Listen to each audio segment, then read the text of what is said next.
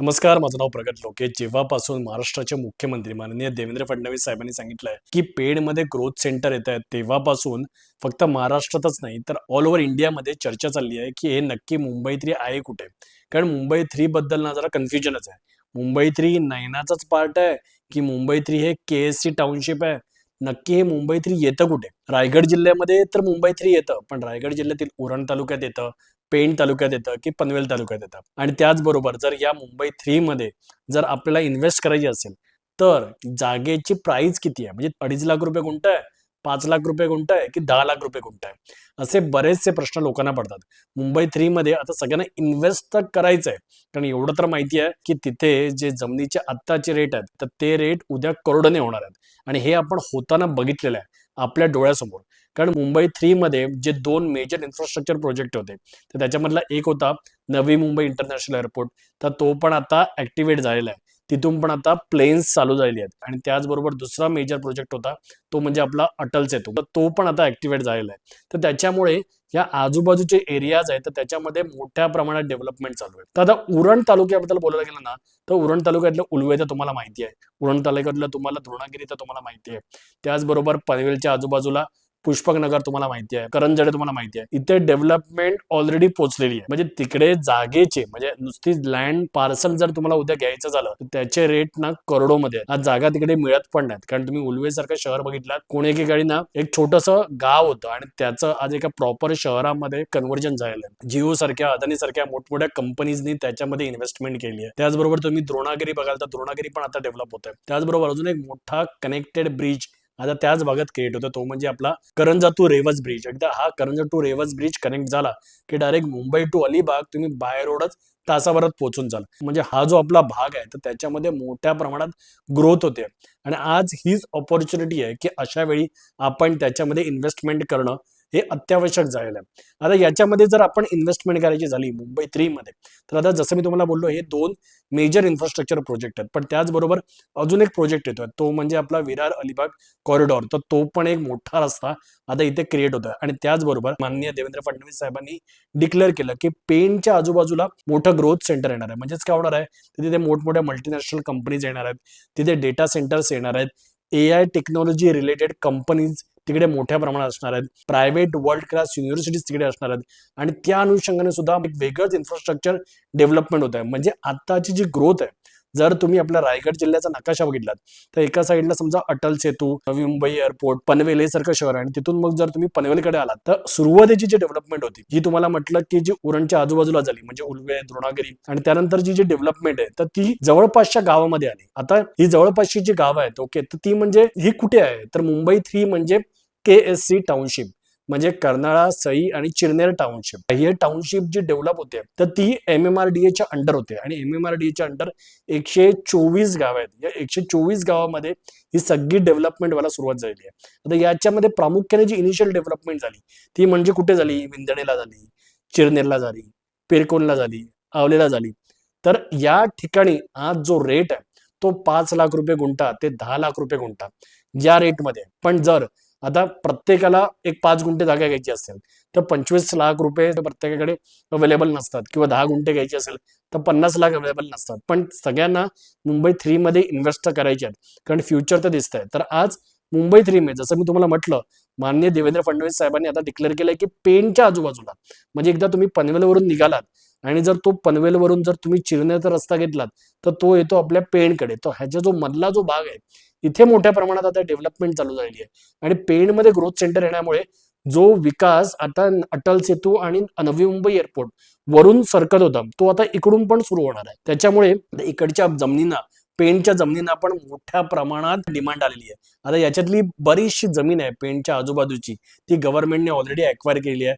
मोठमोठ्या कंपन्यांनी तिथे आपली ऑफिसेस ते सगळं एस्टॅब्लिश करायला सुरुवात झालेली आहे.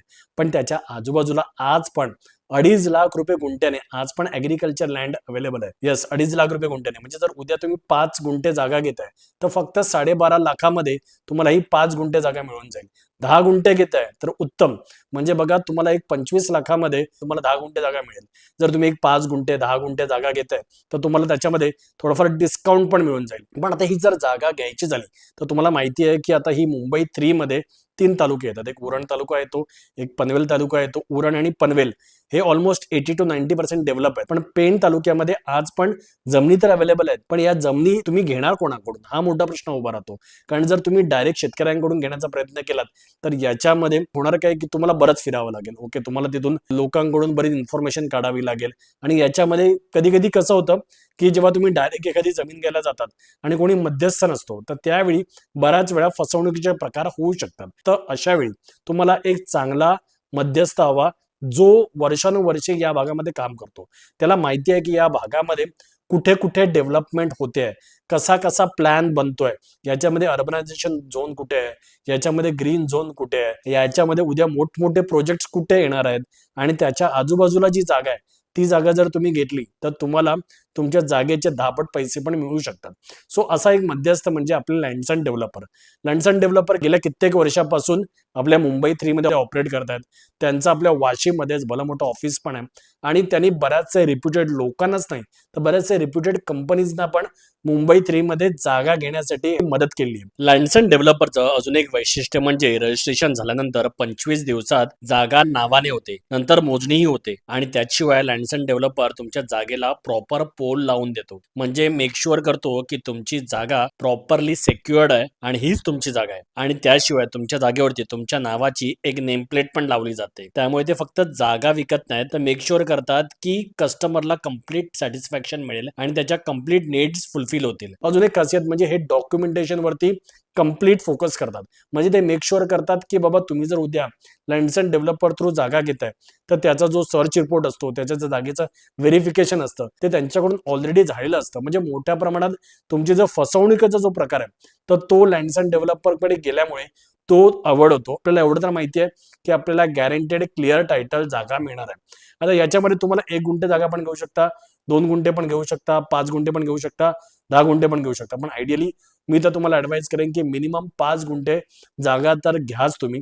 कारण 5 गुंठे जागा घेतली तर उद्या जर तिथे डेव्हलपमेंट होईल, समजा उद्या तिकडे एखाद्या बिल्डिंगचा प्रपोजल आला तर 5 गुंठे जागा एकदम आयडियल आहे बिल्डिंगचा प्रपोजल आहे ना. सो ओव्हरऑल तुम्हाला आता कळलं असेल की मुंबई 3 मध्ये तुम्हाला जागा घ्यायची आहे तर तुम्हाला कुठे घ्यायची आहे. उरण आणि पनवेल या तालुक्यामध्ये जागा ऑलरेडी एक्सपेन्सिव्ह झालेल्या आहेत.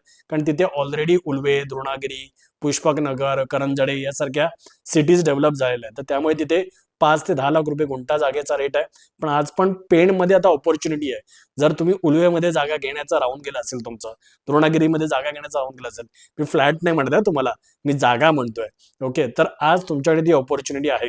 पेणमध्ये आज पण तुम्हाला चांगल्या प्रमाणात मोठ्या प्रमाणात clear title land parcels available आहेत आणि ती पण स्वस्तात आहेत. आता तुम्ही म्हणाले की बाबा मला ऍग्रिकल्चर लँड तर घ्यायची आहे प्रगत, पण मला ऍग्रिकल्चर लँड घेण्यासाठी माझे फार्मर सर्टिफिकेट नाहीये. कारण तुम्हाला माहिती आहे की महाराष्ट्रामध्ये जर तुम्हाला ऍग्रिकल्चर लँड घ्यायची असेल, तुमच्या नावाची ऍग्रिकल्चर लँड असणं आवश्यक आहे किंवा तुमच्या आईकडे वडिलांकडे ऍग्रिकल्चर लँड असणं आवश्यक आहे किंवा ऍग्रिकल्चर सर्टिफिकेट असणं आवश्यक आहे तुमच्याकडे. तर त्याच्यासाठी काळजी करण्याची गरज नाही आहे. पण ते जर तुमच्याकडे नसेल आणि जर तुम्हाला आता इकडे पेणमध्ये, उरणमध्ये किंवा पनवेलमध्ये जर तुम्हाला आज ऍग्रिकल्चर लँड परचेस करायची असेल तर लँड्स अँड डेव्हलपर त्याच्यामध्ये पण तुम्हाला हेल्प करणार आहे. तर तुम्हाला ते ऍग्रिकल्चर सर्टिफिकेट काढून घेणार आहे. म्हणजे अतपासून इथेपर्यंत जागा घेण्यामध्ये लँड्स अँड डेव्हलपर तुम्हाला हेल्प करणार आहेत. सो जर तुम्ही विचार करताय मुंबई 3 मध्ये जागा घेण्याची तर लँड्स अँड डेव्हलपरचा जो कॉन्टॅक्ट नंबर आहे आणि ऑफिस ऍड्रेस मी स्क्रीनवरती देतोय, डिस्क्रिप्शन मध्ये पण तुम्हाला मिळून जाईल. तर कॉल करा आणि लवकरात लवकर आधी मुंबई 3 मध्ये जाऊन जागेला व्हिजिट करा. जेव्हा तुम्ही जागा व्हिजिट करायला सुरुवात कराल आणि मुंबई 3 बद्दल अजून वाचायला, अजून अभ्यास करायला सुरुवात कराल, तेव्हा तुम्हाला कळेल की ही केवढी मोठी ऑपॉर्च्युनिटी आहे. आणि आज नुसती महाराष्ट्रातच नाही तर ऑल ओव्हर इंडियामधून इथे आज इन्व्हेस्टमेंट येते. तर त्याच्यामुळे ते बाहेरून इन्व्हेस्ट येण्याच्या आधी जर आपण महाराष्ट्रातील लोकांनी जर इथे इन्व्हेस्टमेंट केली आणि ही जी ऑपॉर्च्युनिटी आहे त्याचा जर उपयोग केला तर नथिंग लाईक इट. सो लवकरात लवकर कॉल करा आणि आपल्या लँड्स अँड डेव्हलपरच्या ऑफिसला व्हिजिट करा. धन्यवाद.